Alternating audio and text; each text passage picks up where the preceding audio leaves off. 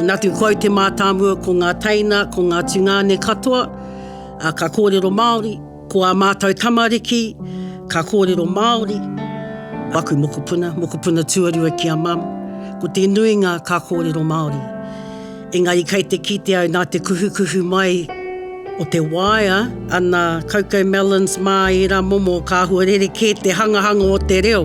E waimari anau i taku i aku tamariki me aku mokopuna, nō reira, ka whai wāhi hoki a hau ki te whakatoa anō i te reo tika ki roto i a rātou. He nui hoki te mahi waiata haka i roto i taku whānau, i te taha o tō mātou kraua, te noho a kapa ki te haka me te waiata, te waka hei whāngai hei puipui te reo.